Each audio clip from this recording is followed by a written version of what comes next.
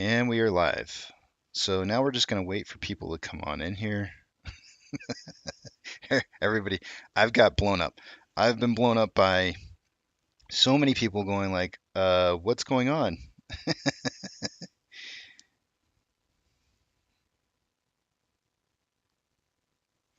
Let's see. I love the way you've got your face in the van. That's just every time I see that, makes me happy. And this is still my this is Donald, good to see you back in here, Donald. I got things up and running again. This is, this I've got the Lowrider Big Tramp still out here. Yesterday's song was Lowrider. Actually, I think the song is called, it's not called Lowrider, it's called War something. I actually didn't know this. I learned this yesterday. Um, what is it called? It's called, oh, the name of the group is War, and it is called Lowrider. I had no idea. That's like news to me. I didn't know the name of the band either. I just looked this up. Yeah, 1975. Huh? Who knew? Yep, you learn something new every day. One Love says, I was looking for you on Twitch. You actually mentioned something about that name, One Love. You said it was a TV show, One Love for Life.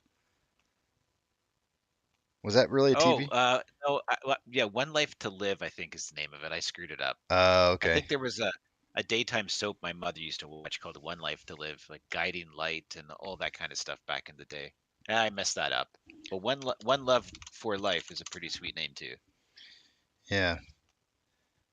Mr. and Miss T is asking, what is the Twitch username? I haven't started the show on Twitch yet, obviously, since you guys are here. I need to go to my community and post tab in there. So what I'm going to do is, um, hmm, actually, I think I'm going to wait until just before I go to switch over to Twitch to do this. Um, One Love for Life says yes, that was a soap. Oh, that was a soap opera. One Love for Life, or what did you No, say it was? One Life to Live. One Life to Live. It was like my mother was a stay-at-home housewife, which is, it's a busy job.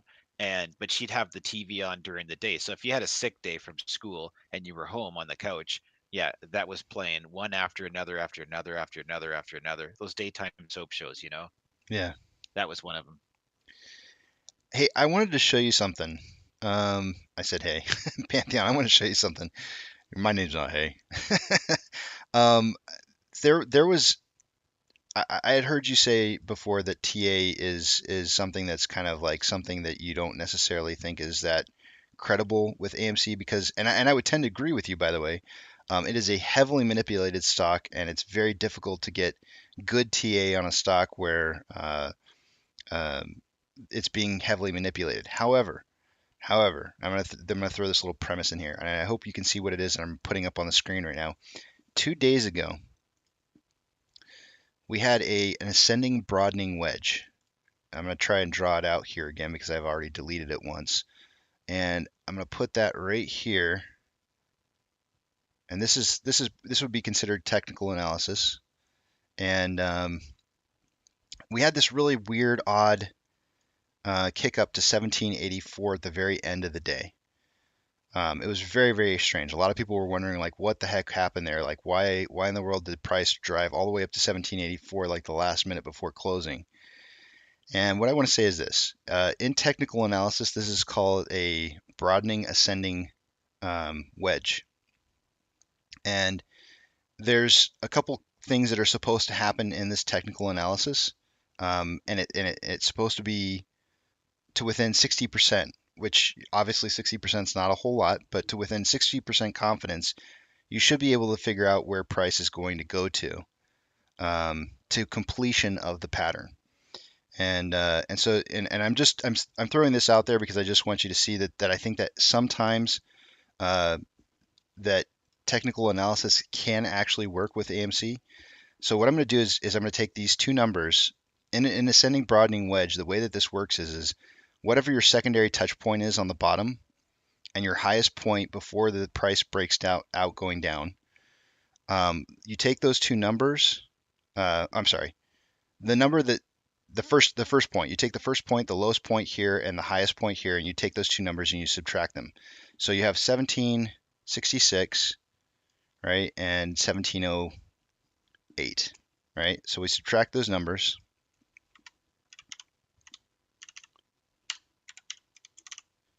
and we get 58 cents. Then we multiply this, according to the technical analysis, you multiply this by, I believe it's 0.61%,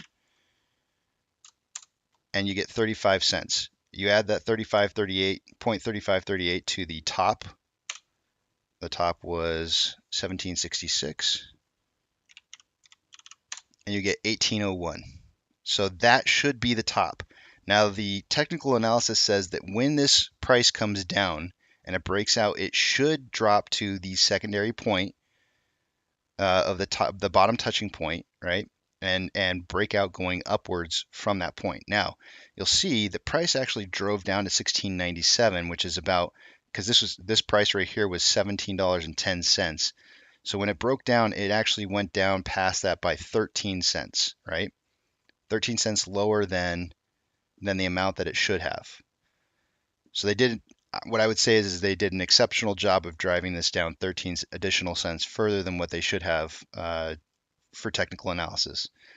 Then as the price rose, notice that it went to almost within 13 cents of that 1801, even though it was just a single minute.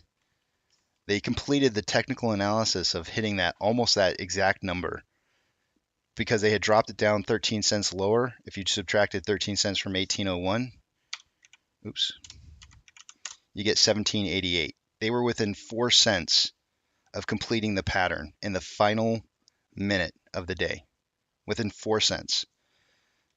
And that particular day was Monday, and I took a day off. I took a partial day off that day because my kids were out of school, so I wanted to spend some time with the kids.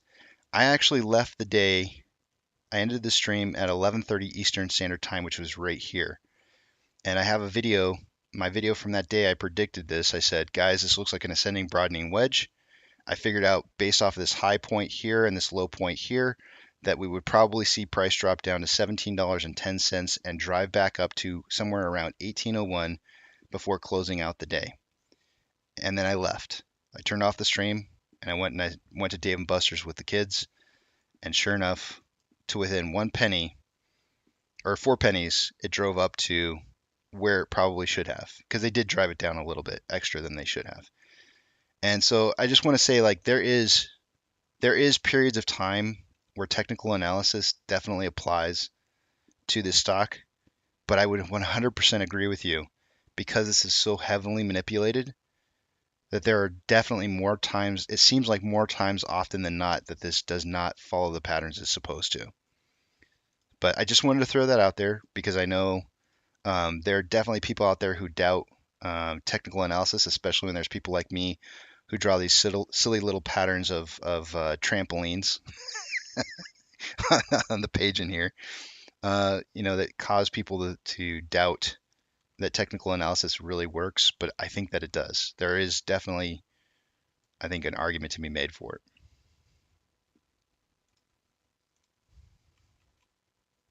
Can I respond to that? Yeah, go ahead. Okay. So what you heard was on the Massalorian show, and that was a snippet, but there's a bigger context when I've said that on my own channel. The bigger context is that question usually comes to me under the pretense, what's more important to you, TA or DD? And Mm, the answer for me is DD, because I'm 100% right. Not my tinfoil hat, but I'm 100% right on the DD that I do, like, because I can bring the receipts and I can prove it. mm, The things that are tinfoil hat, I always say on my channel, hey guys, I've got no receipts for this. It's a tinfoil hat. I'm just speculating. Let's have some fun. Don't take this serious. And then we talk about something that we're having fun with, like we did earlier about the whole May options chain. yeah, The thing with, and the other thing, by the way, that I have consistently said is that Casey Shaw is the smartest person on the AMC play. I've said that repeatedly too, and I mean that. So what you've shown me, I can't argue with that. You're correct, and if and you called that again. I think you're one, and I'm not just saying this to butter you up. I think you're the smartest person in the AMC play that we're hearing on YouTube. I truly believe that.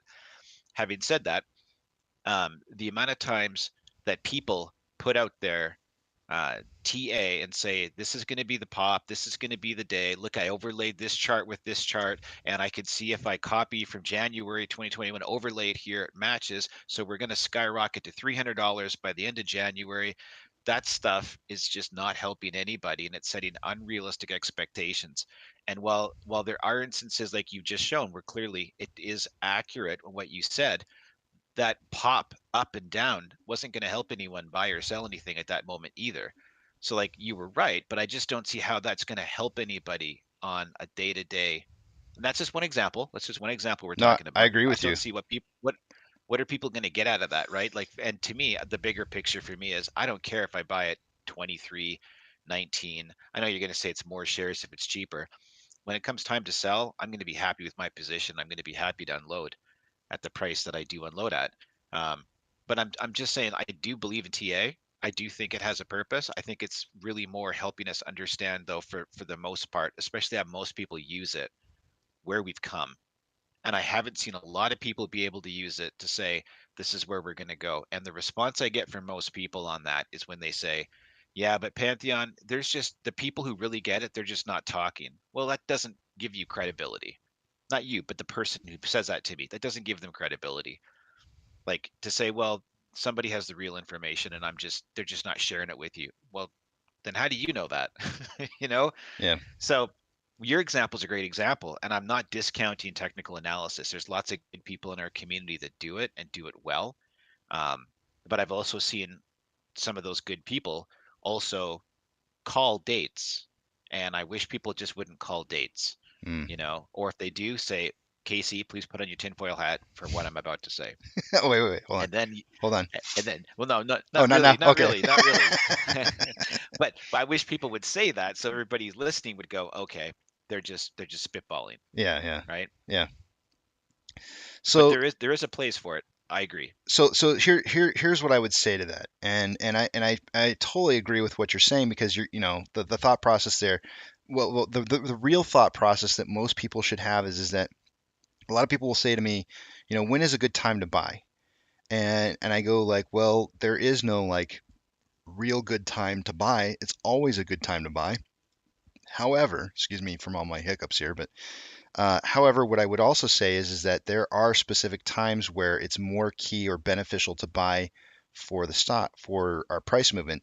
It's better to buy on an uptick than it is to buy on a low tick. So if I sit here and I draw an ascending broadening wedge like this, most people are gonna have this mindset of is, oh, well, Casey's telling me I should buy here at 1710 because that's the touch point here. If I'm going to buy today and regardless I'm going to buy no matter what, I'm going to try to get in at the lowest price I possibly can. So they end up buying shares at 1710, and then price starts moving up, and 1710 is only 13 cents off of where it actually hits the bottom of.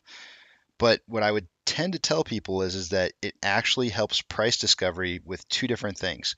Number one, first and foremost, and this is part of the rules of participation in this play, is that you buy on the lit market. Buying on the lit market is by far the most important thing that you can do, and I can't stress that enough. And I don't stress it enough. I need to stress that more often. The second most important thing that you can do is to buy when price is moving up and not down. And the reason for that is that puts more pressure on price discovery. Because if we always are trying to just buy, and this is why the whole slap that ask, that's where that came from. It came from telling people you need to buy what the ask is and not necessarily trying to buy the bottom. So that's why I always tend to say, it doesn't matter what price you get in at. And so, and in those terms, when I have to recognize that what you're saying is actually very, very true. If I'm doing technical analysis like this and people are just simply using it to try and find the bottom to where they can buy in at, in the grand scheme of things, that may not necessarily help us out along the way. So I can't necessarily disagree with you. Well, I just spent. It's the only time I've ever talked about actual amounts of shares. But I got a transfer into my pension fund, and I made a statement that I had 40 or $50,000 Canadian, 40,000 US to spend, and I committed that I would put it into trying to get max pain a couple of Fridays ago. So, I mean, I was trying to help the max pain at the end of Friday at 23.35 get pushed up, right? And I'm with you. My point is, I agree. I was trying to help put the money into a push up and not waiting for it to crater down. Obviously, I could have got more shares had I waited, and I'm aware of that. I'm not blind to the charts, but I was trying to. I'm not going to be upset with those shares when it comes time to sell. Right. But yeah, I was trying to help with that push up to keep the momentum going. That was the coming off a week where he'd actually beat Max Payne. I was trying to do, the little part that I could help. I was trying to help that.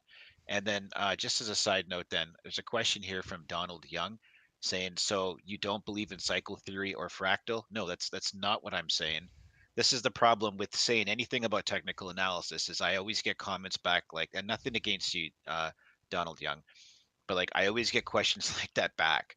So you don't believe in this? No, I didn't say anything about that. Yes, I believe in the cycle theory. Yes, I believe in the fractals. But I also believe that people who are showing it mostly get it wrong most of the time, and it's not helping the community. That's my stance on it. I do believe there is something to it. I do believe it is accurate when done correctly, and I think too many people are doing it incorrectly. And it's just as bad when they get the cycle theories wrong and set everybody up to think this is the big push. To me, it's just as bad as somebody coming out saying March 3rd, the play is done. It's just as dangerous, in my opinion. Mm. And I can be on an island for that, but that's how I feel. Oh, I like it. And Donald Young, that was a good question. I wasn't trying to say it was a bad question. Um, it's so funny when I have somebody on the this is my worst trait as a YouTuber and having ADD is it's very difficult for me to focus on what somebody's saying as a guest speaker and what people are writing in the side chat. I'm usually much better at commenting on what people have to say. But I did want to note what Dr. Zeno says here. Pantheon and Shaw, have you seen the new NSCC 2022 003 and 801? I have not. I have not seen those. I legitimately, I have dropped the ball and not seen those. Do you know anything about those, Pantheon? I've started looking into those, but I'm not at a point where I'm prepared to talk about it here. So this is why you need a sidekick, Casey. I do this for the Massalorian.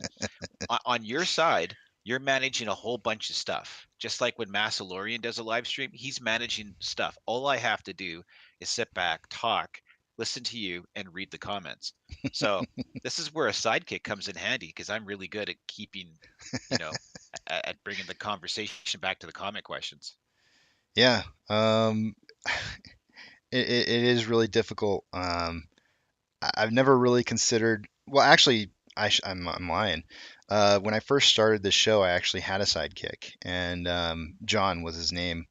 Um, John and I had first started this channel, and my true intentions were to monetize at the time with John and I because we felt like we were just sitting watching the line anyways. And I said, well, why don't we just start doing a YouTube channel? We'll monetize because neither of us have a job and we can get you some money. He didn't have a spouse that could support him, and so I thought, it'd be if we did a YouTube channel, monetized it, he could start. I'd split the profits with him, and he could start making some money, and it would help him out as we were both not working at the time. And and then John decided to go do something else, and so I just kind of I took it on my own. I was like, okay, well, I'll just continue doing this, and then the whole monetization thing lost its luster because I didn't. My wife is able to support me through this, which I give her full credit for, guys. Anytime anybody wants to give me credit for doing what it is I do, you need to give the credit to my wife because she supports me through this. She's the one that's responsible for this happening in the first place. None of this would be possible if it was not for her. And so um, this is why I'm able to keep the show non-monetized and be able to continue to earn trust through you guys that I don't have to, that I don't have to be, you know, making money off of the show. And it's great. It's a great ability, and not everybody has that ability, and that's why I fully support people who do want to monetize because they need to make money off of it because they're putting in their time and efforts into something it is that they're working on. And so, I'm not against people who want to monetize. I personally don't have to. And so it's a great thing for me. But Prometheus says, thank you, Miss Shaw. I can't tell you guys enough. If there's one wish that I had after this is all over is that when I do meet you guys in person, my wife will be with me. And my hope is that you guys will buy her a drink. She will be the most well drunk person in the world after this is all said and done. So, but you know, it is nice to have a sidekick, but um, it's hard to find somebody who has that connection and can have that same kind of ability to be able to work 9 hours a day for free. It's difficult to do.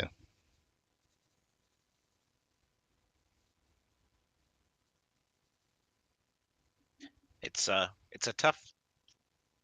Well, yes, good partners are super important, Yeah. and yeah, I've got a good partner too that allows me to play with people like Doc Zeno as opposed to going to bed at a decent time. Absolutely. Doc Zeno, I'm looking right now at that NSCC 2020-203. It's about securities financing transaction clearing services (SFTs). Um, the Pawnshop Rule was related to SFTs. I got this thing's 377 pages. I got to do a deep dive into this. Mm, Thank you for bringing that up. This this is at first glance, I need to put some attention on this one. We're good to go, Casey. I'll put this on the side for this afternoon. okay. I'm going to go ahead and do a run through the numbers, guys. It is time. It's 10 o'clock in the morning. I didn't do a run through the numbers earlier. Let me log into Fidelity. This is something I don't know if you're aware of this Pantheon, but every hour on the hour I try to run through the numbers and kind of give like people an idea of what's happening with AMC in general.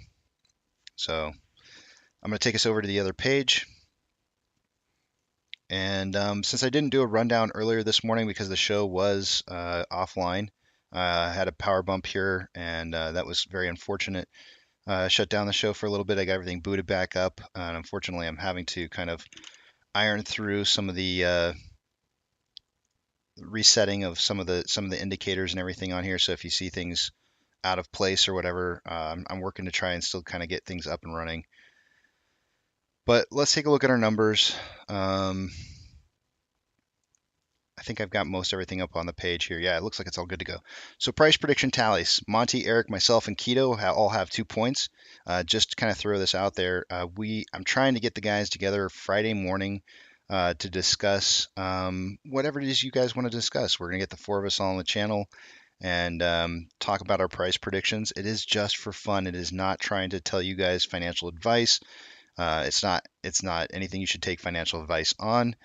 It's just for individual people who are just guessing price predictions. And so far, Eric has like one of the longest streaks. He had 4 straight weeks of guessing price predictions right within a $3 price range. Monty has the last 2 weeks. He's won the last 2 weeks in a row. I'm probably the worst out of the four of us. So if there's anything to be said about my price predicting abilities, it's to be said that it's not very good. However, we are all tied for this week so far. I did not put in a price prediction at the beginning of market today, but I would have just said, I would have probably swung off of the 1784 or what was market open price? Market open price was 1860. I would have just swung off of that $1.50 either direction, more than likely. So I'm kind of putting. I know it's in kind of late here. Let's see. I'm gonna go 1710 to 2010 as my price prediction.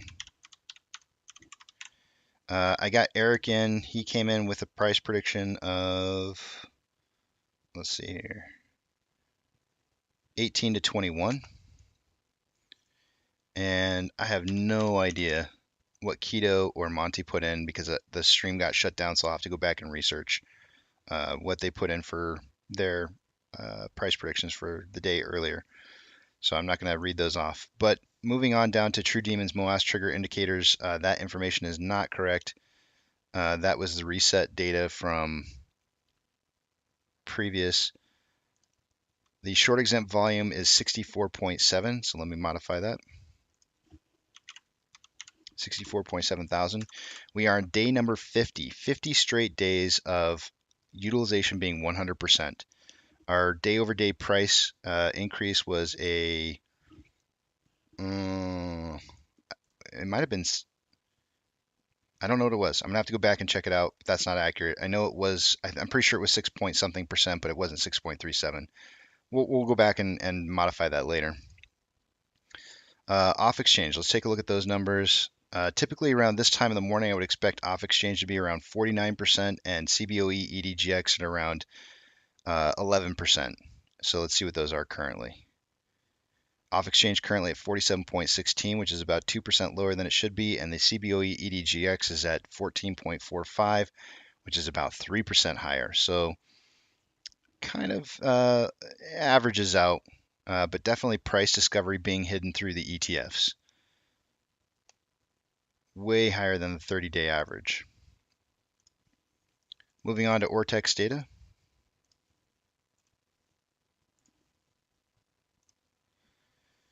So far this morning, Ortex is reporting 592,000 shares having been borrowed. That's going to have an increasing effect on estimated current short share interest of the free float, which is at 19.48%.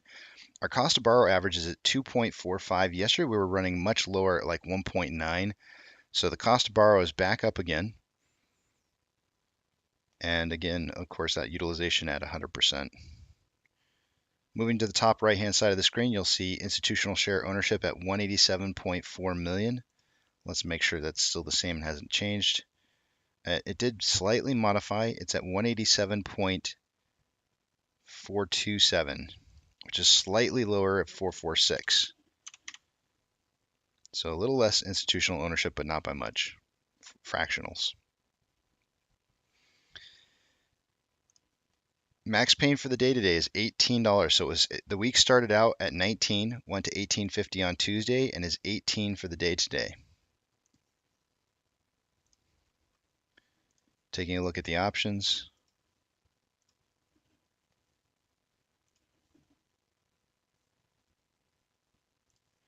Highest amount of call volume currently at $18.50, which is $1.50 lower than it was yesterday. Yesterday it was 20. At 18.5, we currently have 11.7 thousand contracts. On the put side, highest amount of volume on the puts is at a $17 strike price, which is 50 cents lower than what we closed at yesterday. And the total amount of volume there is 3.6 thousand contracts. So there's a massive difference between calls versus puts, more than 5 times the amount, actually just about 5 times. So a lot of call contracts this morning, and the market's currently signaling for a closing price somewhere between 17.70 and 18, which is about what we're at right now. Hold on one second, just got to check something. Yeah, we're currently at 17.83, so it's really close. We're really close at the price of where the market's insinuating where we should be at by the end of the day. Pulling over a couple pages and we'll continue on.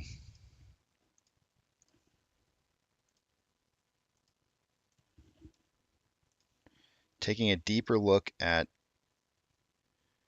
Vortex data for AMC.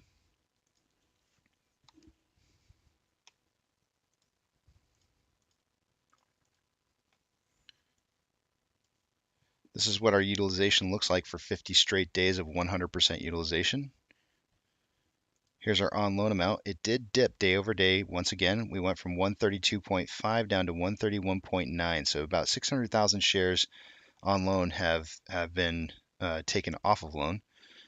That's going to have a driving upwards on the on loan average age per day. It's going to drive that up. More than likely, it's typically the reason that drives up is because they're getting rid of newer loans, not older loans.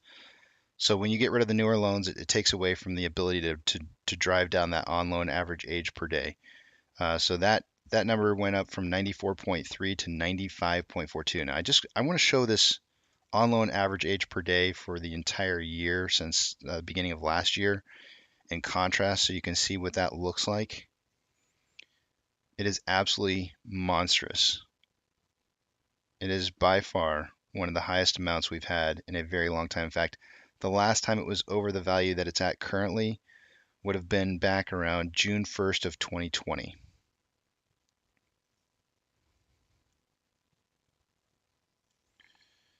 The short share interest of the free float is going to be dropping due to the on loan amount dropping. It went from 19.48 to 19.43. All these numbers look really decent to me. I like that. What I like the most about this is that the on loan average age per day, the higher this gets, the more it's going to have that it can drop. Taking this or trying to go full circle with what it was that Pantheon said earlier is that if May ends up being the month where they're trying to close positions, when they close those positions, you're going to see the on loan average age per day drop massively. When that does drop, that is the key indicator that I've told you guys multiple times. That is the indicator that tells you that they're ready for the price to run. They don't want those short interest positions on the books when the price goes to run. They will close as many of those as they possibly can, and you will be on a 15-day, once that number hits the bottom, we'll be on a 15-day timer, 15 trading days. And the fact that it's as high as it is means that there's a lot of short interest out there to be closed out. So it can drop quite a bit of a ways. And that's what we're looking for. We really want to see that drive down. Orders by Fidelity customers. We don't have a whole lot of volume today, so I don't expect us to be in the top 10, and we're not. I'm only expecting somewhere between 20 and 40 million. Let's see. AMC and GME are, let's see. AMC is number 21st on Fidelity's order book. We have a 63% buy to 37% sell ratio, which is within the limits that I like to see. So we're looking pretty good there. Yesterday we had a crap day. They will more than likely be stacking the sell orders from yesterday and today and pushing that off onto us tomorrow. More than likely. I do not see GME on the list, which probably means that they have low volume. Yeah, they're not on the list. More than likely, their buy to sell ratio is pretty decent, though. It usually is. SSR triggers today at $16.81. Shares available to borrow. Since the stream was down for a while, I don't have complete information here, but from what I can see since then, it looks like they've borrowed an additional 50,000 shares. So far this morning, we had seen 2.3 million shares having been borrowed, so that puts us at 2.35. Yesterday, they borrowed 2.05 for the entire day that we witnessed. So they're definitely borrowing more. And also note that the fees have gone back up.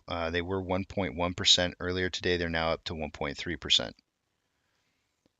Man, what is going on with this? Okay, so we've seen this in the past. For some reason, and I think Stonko Tracker pulls their information from Yahoo. I'm not positive. I think I figured out where they got their information from before. Currently, they're reporting 0 contracts for multiple weeks out, like 429 through 513, which is, I think that's data error reporting because I know I can go to Fidelity and pull up the information. I can see it there. So I would ignore that as of right now. I don't know how accurate this information is going to be because I'm seeing an error in reporting, but I'm just going to show you what it is that I'm currently seeing that's being reported. Currently in the money calls, we have almost 8,000, 6.8 thousand contracts in the money on calls versus 173.1 out of the money. Puts, we have 18,000 contracts in the money versus 42.1 thousand contracts that are out of the money. Again, I don't know how accurate this information is, especially with the reporting that we're getting on some of the other dates in here.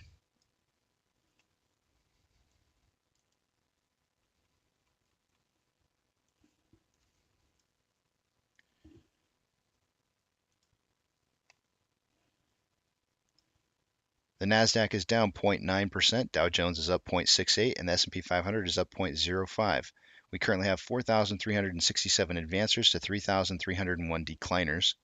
The market is advancing, but the VIX is down 6.32, which makes sense actually. If the VIX is down, the market should be advancing. IWM is up 0.55. Tesla is down 2.9. This is crazy. There is a lot of red in here. However, the market's supposedly. Wait, let me go back here. Hold on a second. We have. Okay, so what this kind of tells me right now is that we probably have more blue chip stocks that are suffering right now than we have maybe like mid caps and small caps. So I think we have a lot of smaller stocks that are performing well right now, but it seems like um, the large caps are kind of suffering, and you can see it based off the tickers. Tesla is down 2.9. Amazon is down 2.48. Cinemark is down 0.35. Doge is down 0.8. Bitcoin is down 0.52. GME is down 3.21. The gold mine HYMC is down 5.86. Hood is down 5.84 and AMC is down 4.74. I have not moved my SSR trigger point. Let me just fix that really quickly to 1681.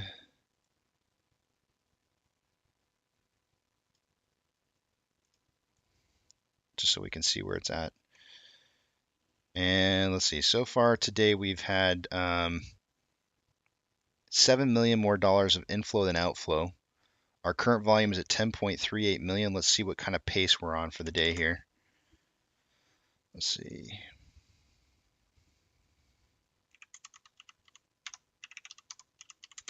We're on pace for about 34.33 million shares traded for the day today. Of course, that's going to continue to come down as volume continues to fall off throughout the day. I suggested earlier this morning, based on our 7 a.m. pokey stick of volume, that we'd have somewhere between 20 and 40 million shares traded for the day today.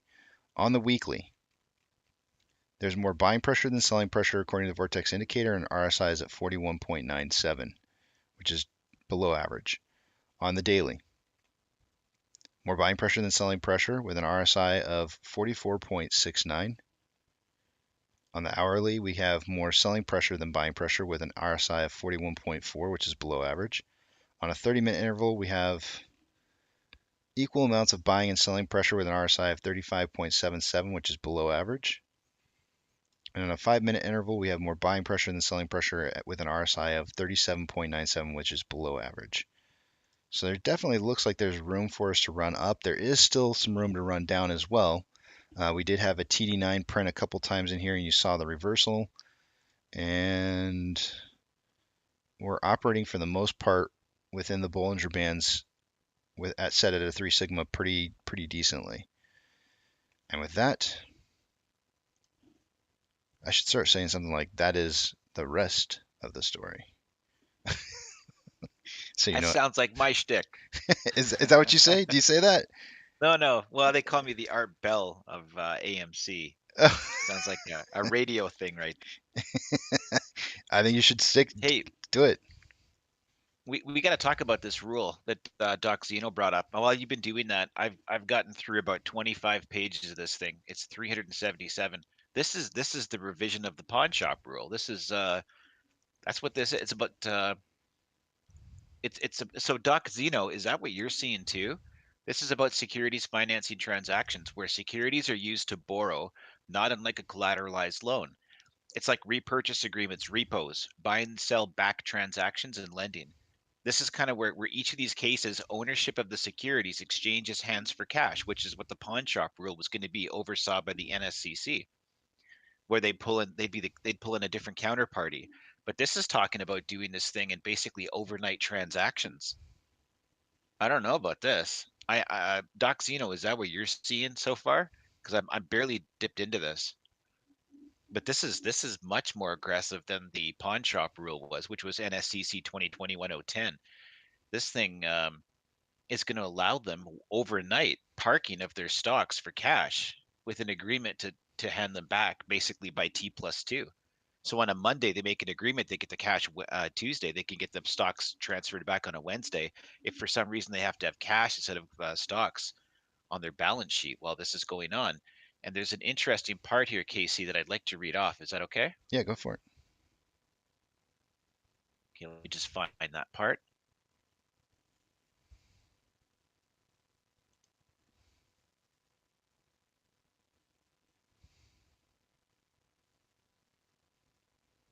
Sorry, just once. Here we go. Liquidity drain risk mitigation. Liquidity risk may also arise if, in the context of a stressed market scenario, borrowers or lenders concerned about their counterparty's creditworthiness seek to unwind their securities lending transactions and obtain the return of their cash collateral or securities. This occurred to a certain extent in 2008 when, so we're talking about the 2008 mortgage backed security issue, where borrowers began demanding to return borrowed securities in exchange for the cash collateral the borrowers had posted to the institutional firm lenders. That's fascinating. These runs may require institutional firm lenders to quickly sell off securities. So they're talking about liquidating their Teslas and their Disneys and things like that Hmm. that are the subject of their cash reinvestments to raise cash to return to the borrowers, thereby also creating potential fire sale conditions with respect to the reinvestment securities as described above. Similarly, borrowers may need to purchase or re-borrow securities in stressed market conditions, leading to potentially significant losses. Yeah, this is all about making sure that hedge funds don't just start dropping all their blue chip stocks, thus creating a run on those companies, driving them down and pushing the overall markets even deeper. This is talking about an orderly system where the NSCC would oversee it and ensure that it's all being handled in a way not to corrupt the entire market. This sounds to me like that's why the pawnshop rule got punted. They had this in mind. Hmm. And Doc Zeno, is that's what you're seeing too? He said it's both rules 003 and 801. Okay, I got to look at 801 then. Hmm. No, we're not. Habib Viagra. No, we're not effed. Not at all. It's just looking. Now I think I'm starting to understand why they punted the pawn shop rule. Habib is one of my um, I want to call him a Chan Chan, but I'm not sure if you're going to know what Chan Chan means. I have specific shills that come on and say negative things about the stock, and I let it happen. It's kind of fun. It's entertaining. I've never had people come in and shill against what it is that we're doing, and it's kind of fun for me to just kind of talk about what it is they say, especially when he says here, Casey, now is this happening? Are you still going to tell us to keep holding till we hit $1? And it's just kind of one of those things where it's like, you know, they can say these kind of things, but it doesn't discourage me. Bring it on. However low they're gonna, I got lots of stuff in this house to sell. I can't wait to triple down if they want to take this under 10. Let's do it. Let's get there. Br- Bring it on, hedge funds. I'm ready for this. Don't scare me none. And to Cookie Monster 510, I hope you saw how many times I winked. That's my response.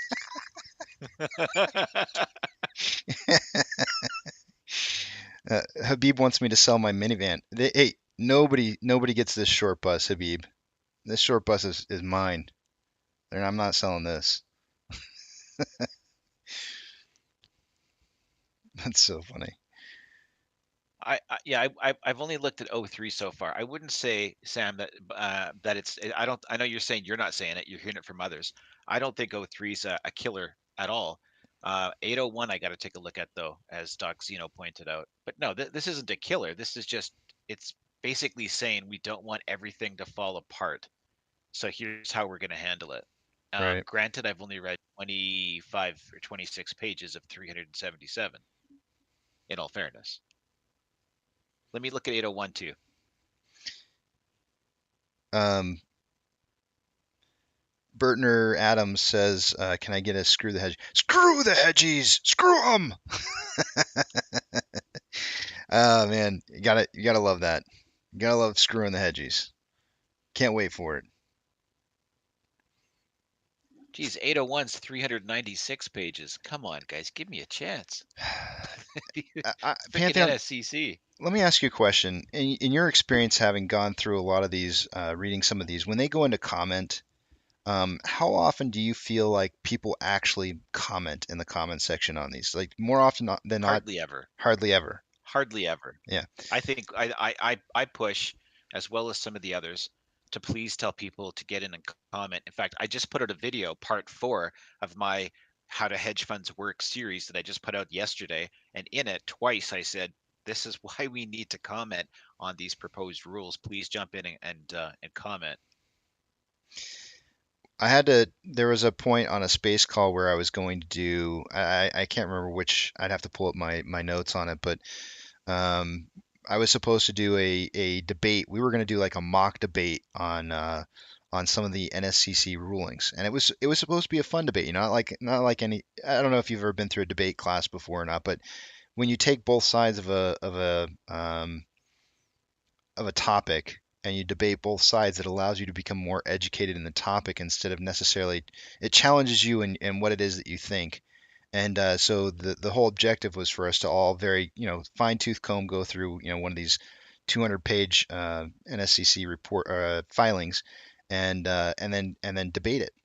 And it was really interesting to me to see how many times the SEC, or I mean the SEC was asking for comment on definitions of words. They literally wanted people to come up with, how do you think we should define um, settlement or something, whatever the word may have been.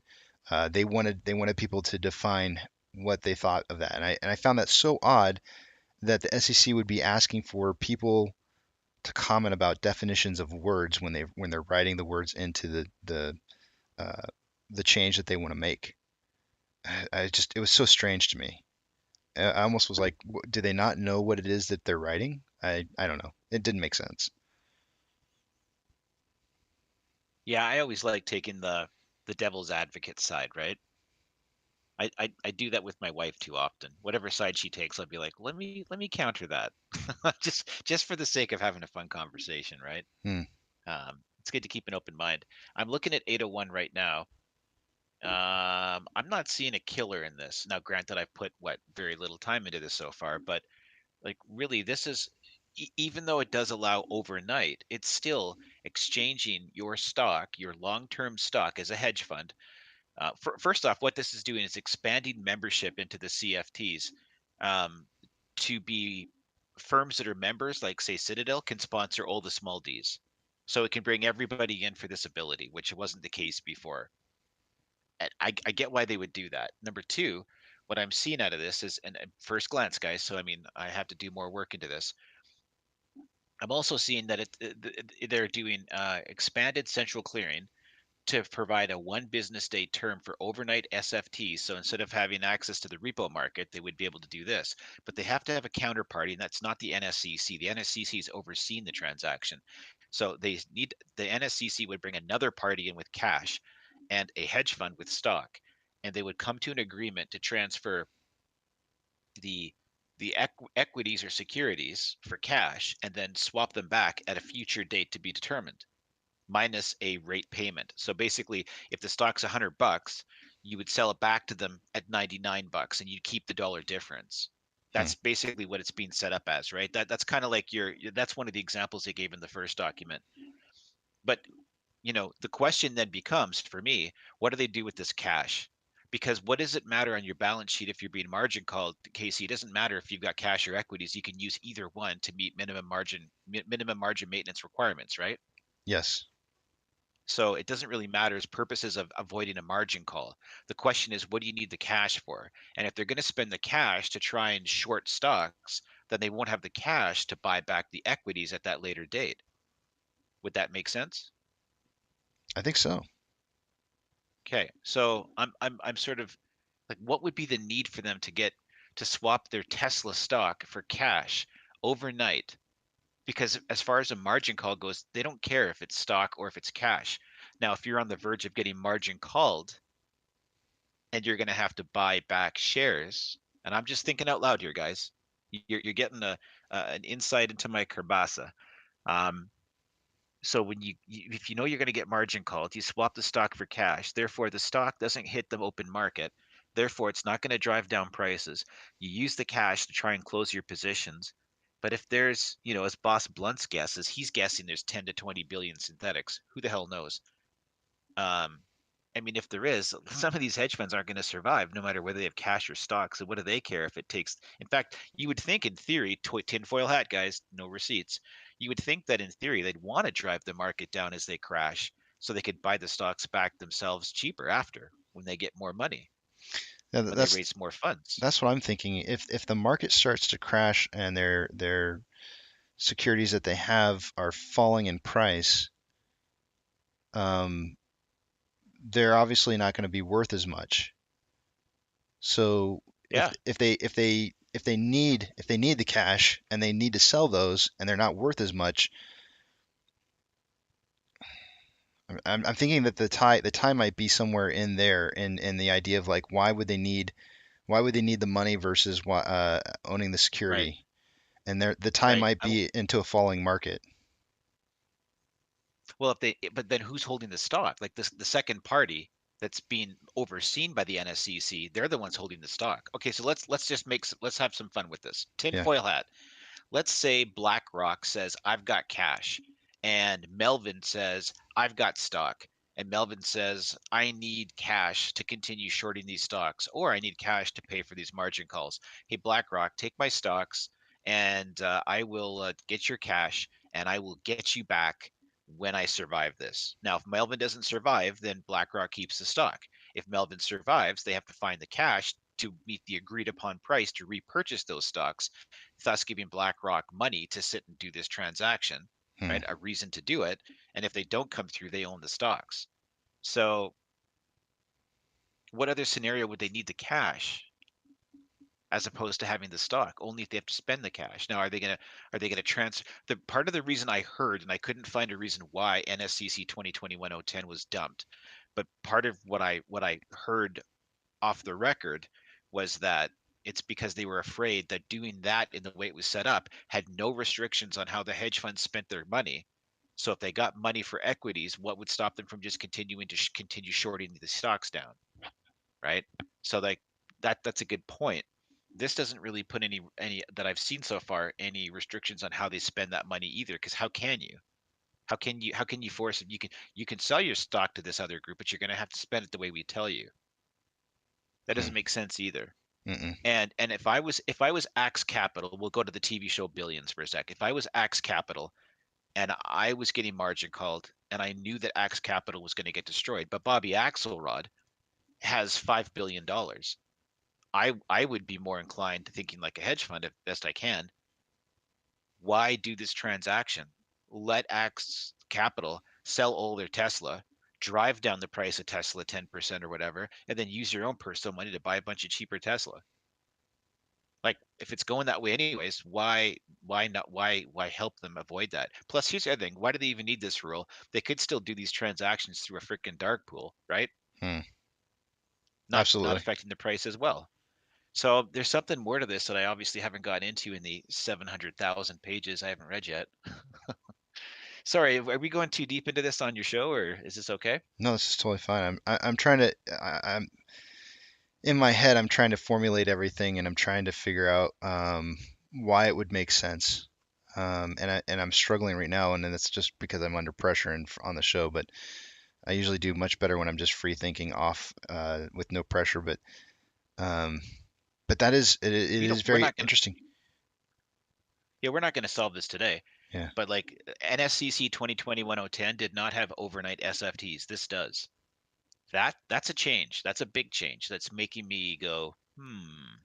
Something in Because relation what to would be that. the purpose of an overnight SFT? What's the purpose? You've already got the overnight repo market, so they're going to pull back the repo market and allow this to be done instead. So who's going to be the person fronting the cash? It's not going to be the Fed. Better not be the Fed. They're supposed to be buying back 95 billion a month, right? Yet they turn around to buy 40 billion dollars of mortgage-backed securities. So are they really? I'm getting off topic. Sorry. What if the what if the SFTs have no value? What do you mean? If they own shares or bonds and they're trying to secure funding through those bonds or shares, but the shares or bonds have no value, would they need Like the Evergrande bonds. Is that an example? yeah, like what Okay. would it man, I really need to just sit down and write this down on a piece of paper. But would it make sense that they would need cash instead of having those SFTs to be able to use as an asset. But who's going to give them cash for that? I hear what you're saying. Yeah, Let's use Evergrande bonds as an example. Evergrande bonds are on the verge of hitting full junk status. Basically, 10 cents allows you to buy $1 of collateral. That's what those whole executive orders really mess up, right? Like I think Boss Blunt's done a tremendous job explaining that. I'm a believer in that. So let's say you wanted to offload. Oh my God, let's say you wanted to, okay, tinfoil hat guys, no receipts. We're just spitballing here. wait, What I'll if I'll you put what it if on. yeah, you better. This is gonna go so BlackRock and Vanguard run a bunch of pension funds, right? Right. And what if they and I'm just well, guys, I shouldn't even say this out loud. We're spitballing. No receipts. What if they did this? Took on all that crap Evergrande garbage and then rolled that into a bunch of retirement funds and gave cash back. How about real estate? Mortgage-backed securities. Well, The government just they sure have been having a lot of interest in overpriced real estate lately.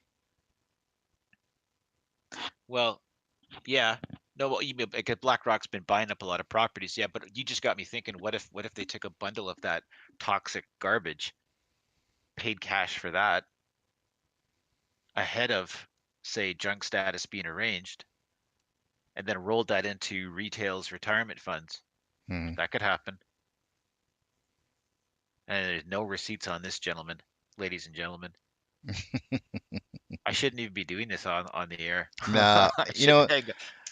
I think it's fun. I don't know. I personally think it's fun, and I like to stress to everybody that this is thinking outside the box, and it's not there's no final conclusions should be made from any of this. This is just two people who are sitting there. It's really interesting. Some of the most amazing conversations that I have are off the air, so to speak.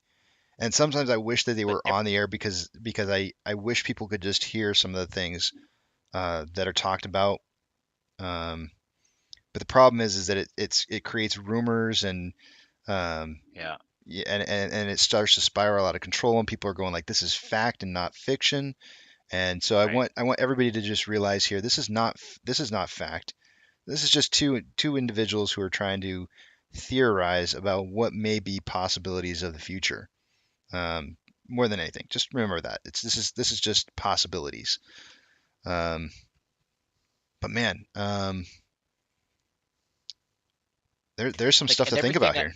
ev- everything everything I've just said about like pension funds, none of that hurts the squeeze. It just further goes to what Boston Bigums and I have been saying, and Randall Cornett, right? We've been saying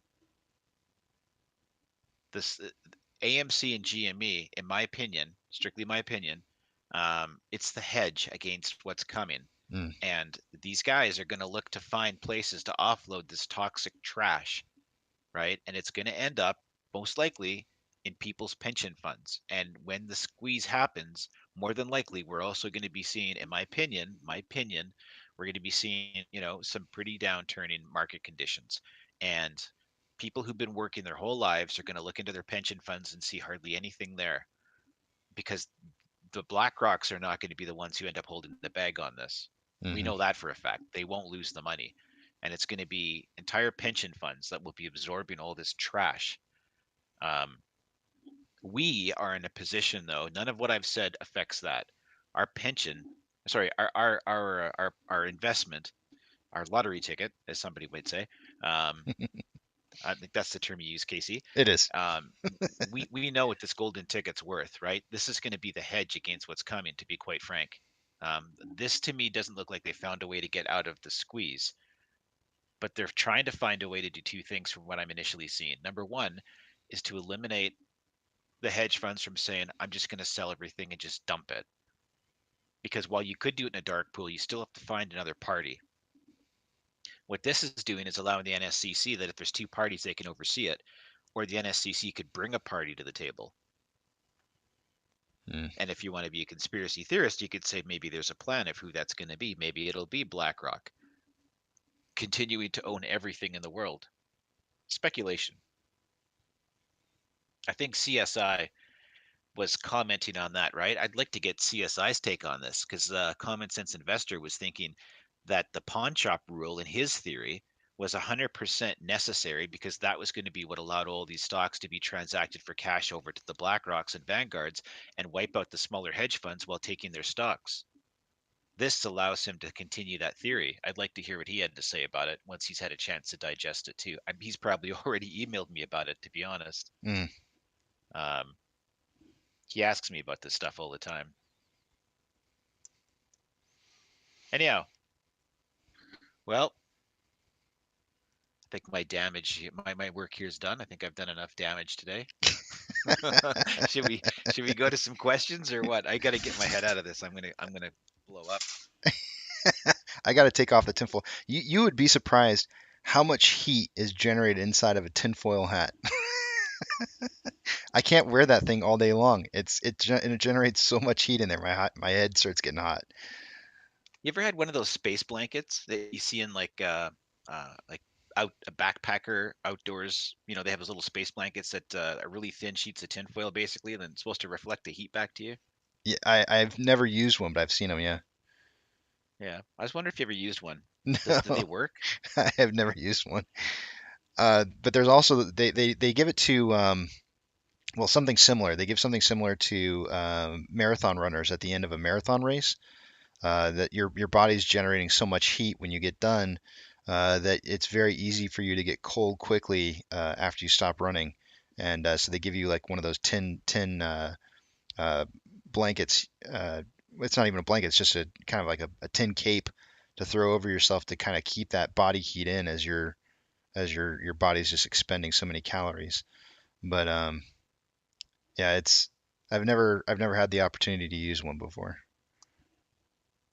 And by the way, Prometheus says he's willing to pay the money that I owe you. So the Girl No, Scouts don't have to. I don't have to no, rob the Girl Scouts. you can't reassign that debt. No, can't happen. I won't allow it. Ah, those Girl Scout cookies. I'm gonna have to. I'm gonna have to start selling more. I actually, my daughter used to. She used to sell Girl Scout cookies. She's no longer Girl Scout anymore. But the racket that they have going on there is something else to be seen. I don't know. Do you have Girl Scouts in Canada? Of course. I Yes, yes. I wouldn't know, but um, I always thought it was really kind of interesting how they moved their platform to you bought cookies, whatever you didn't sell, you returned, and that was kind of the process that they used to have. And they moved it to a process to where whatever you buy, you own, and you have to sell them. And then they give you limitations on when you can sell them. They give you dates. You have to sell between these dates, and you have to sell for this price. And after that's over, anything that you have left over that you've ordered, that's on you. And That's terrible. it is a total racket. It's a total racket. And of course, a lot of people out there they go like, well, there's no way I'm holding on to, because they have. It's really difficult to know what your troop's going to sell.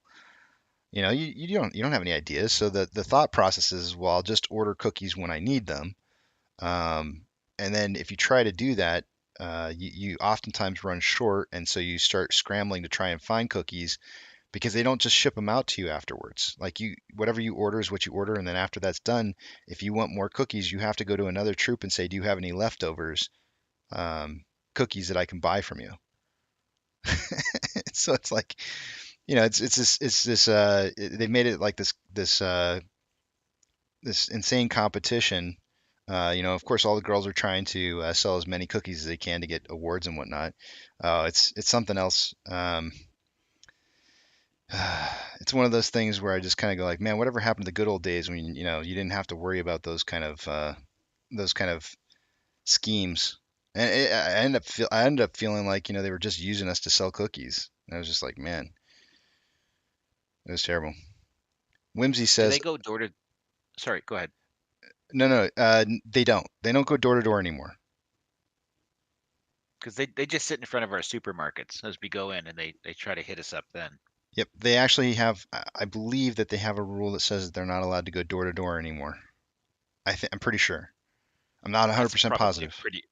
That's a good rule. I think that's a good rule, for their safety, right? Yeah, I think that's really what it came down to was safety issues. But basically, they have sign up sheets now where you sign up to go sit in front of a store or a supermarket, and they actually have rules like you can't approach the person on their way in to the location.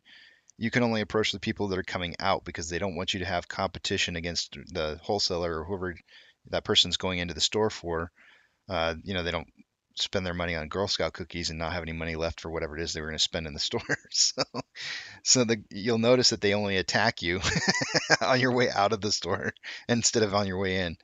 And I mean that with the best of intentions when I say attack you, Well, because they must have lost that memo across the border because when I go in or out, they're sitting in between the doors. Excuse me, sir, would you like to buy some cookies? On my way in. Like, what am I going to do? Carry these cookies inside the store? I'll get you on the way out.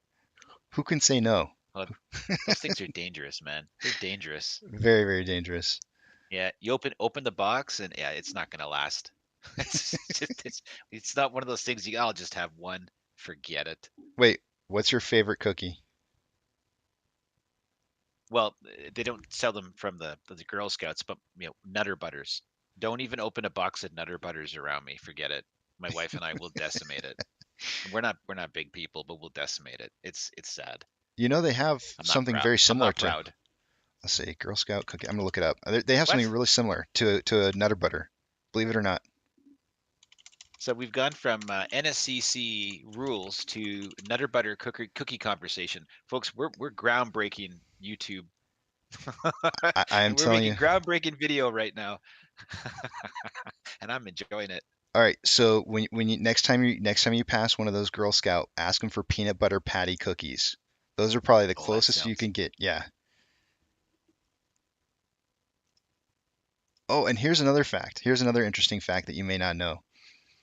Depending on where you live in the U.S., the cookie may be called something different. These look like they're covered in chocolate. These peanut butter patties. Oh, Do they have a chocolate coating?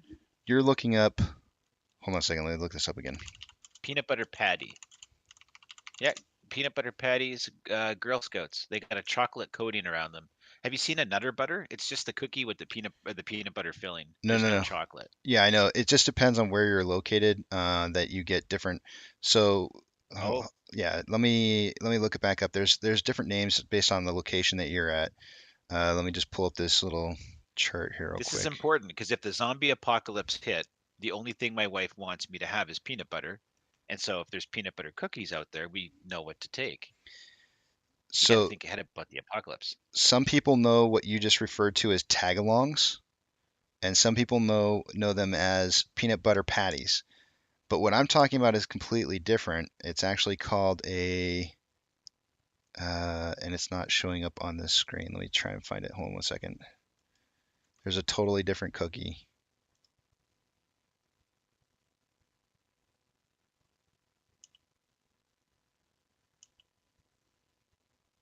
It's not going to pull it up for me.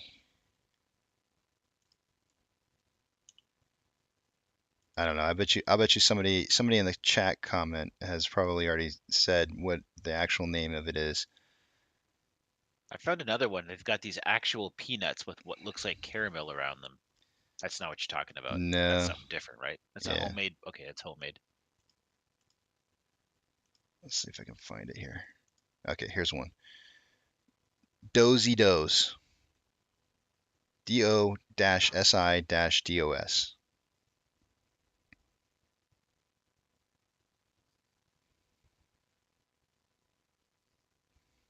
Oh yeah, that's not a Nutter Butter, but there's another cookie just like that. That's just about as deadly. Hmm. Yeah, I see what you're. Yeah, these look good. Yeah, But I'm my with you. my favorite is the first one that you looked up with the chocolate covered coating around it. Those are my favorite, the tagalongs. These dosey dos. Yeah, yeah. Oatmeal sandwich